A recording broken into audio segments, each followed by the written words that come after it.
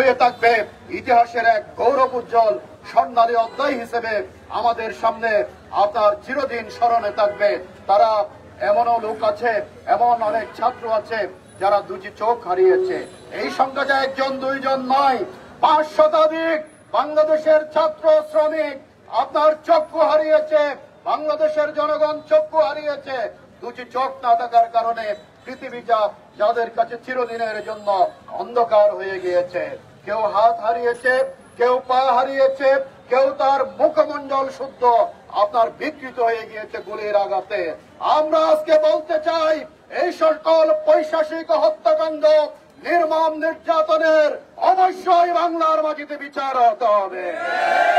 আপনারা যারা বিচারকে বাদ দিয়ে নির্বাচন চান, আপনাদেরকে বলতে চাই, শুধুমাত্র ক্ষমতার চেয়ারে কিছু চেহারা পরিবর্তনের জন্য ছাত্র জনতা রক্ত দেয় নাই। ছাত্র জনতা রক্ত দিয়েছে একটি নতুন বাংলাদেশ উপহার দেওয়ার জন্য, একটি বৈষম্যহীন বাংলাদেশ প্রতিষ্ঠার জন্য, একটি ন্যায় ইনসাফের বাংলাদেশ প্রতিষ্ঠার জন্য, আধিপত্যবাদ মুক্ত একটি স্বাধীন সার্বভৌম বাংলাদেশ প্রতিষ্ঠার জন্য বাংলাদেশের বীর ছাত্র জনতা বুকের রক্ত রাজপথে ঢেলে দিয়েছে। প্রিয় ভাইরা আমার, বিপ্লব উত্তর জুলাই অভ্যুত্থানের পরে এটি অত্যন্ত প্রত্যাশিত ছিল। গত 15.5 বছর যে সকল দখল, চাঁদাবাজি, দুর্নীতি হয়েছে, সেগুলি থেকে জাতি এবং রাজনৈতিক দলগুলো বেরিয়ে আসবে।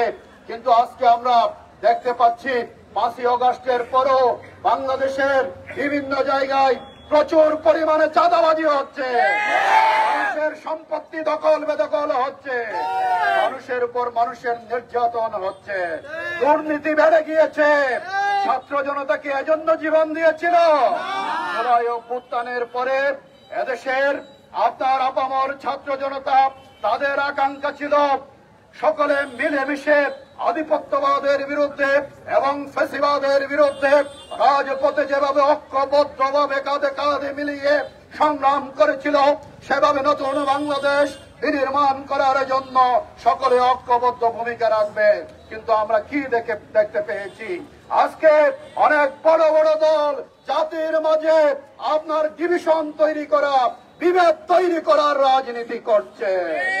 আজকে সেই আবার আওয়ামী লীগের মতো মুক্তিযুদ্ধের পক্ষের বিপক্ষের শক্তি বলে আপনার জাতিকে বিভক্তির পায়তারা চলছে।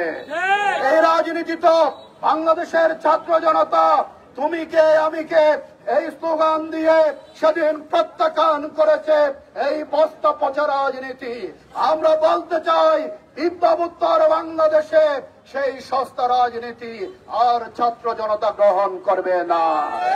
প্রিয় ভাইরা আমার, আমরা প্রত্যাশা করেছিলাম যে এই আধিপত্যবাদ আমাদের বিরুদ্ধে, আপনার আমাদেরকে পৃথিবীর মানচিত্রে মাথা উঁচু করে দাঁড়াতে দেয়নি।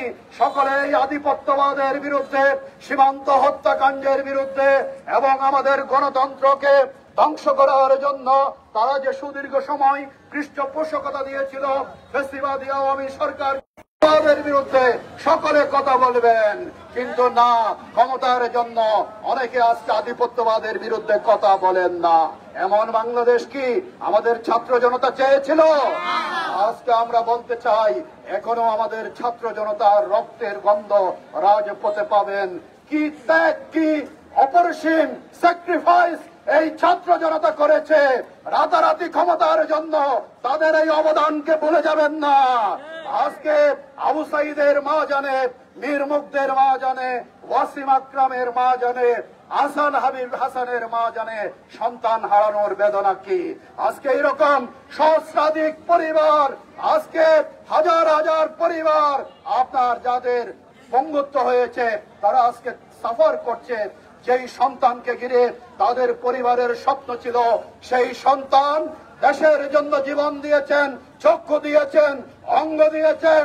তাদের রক্তের সাথে কোন বেঈমানি বাংলার এই জমিনে ছাত্র জনতা বরদাস্ত করবে না। আমরা বলতে চাই, ছাত্র শিবির ছাত্র জনতাকে এই দেশকে গঠন করার জন্য, একটি মেধার ভিত্তিতে দুর্নীতিমুক্ত রাষ্ট্র গড়ে তোলার জন্য ঐতিহাসিক দায়িত্ব পালন করে যাচ্ছে।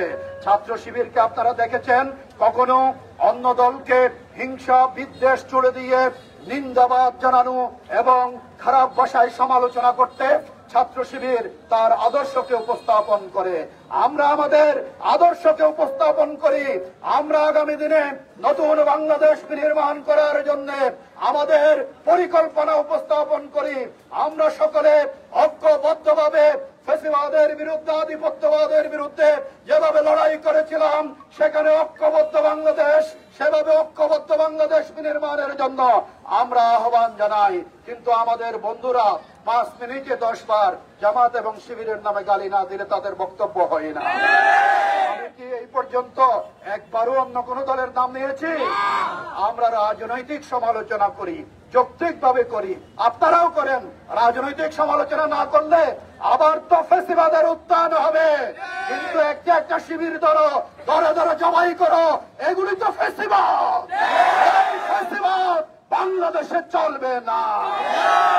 প্রিয় ভাইরা আমার, আসুন আমরা বলতে চাই, আমরা তাদের এই ফ্যাসিবাদী আচরণের বিপরীতে আমরা ফ্যাসিবাদী আচরণ করব না। আমরা তো কবির সেই কবিতা মহারা প্রচার করুক হিংসা বিদ্বেষ আর নিন্দাবাদ, আমরা বলিব সাম্য শান্তি এক আল্লাহ জিন্দাবাদ। মহারা চাহুক পায়রার কূপ ডোবার ক্লেদ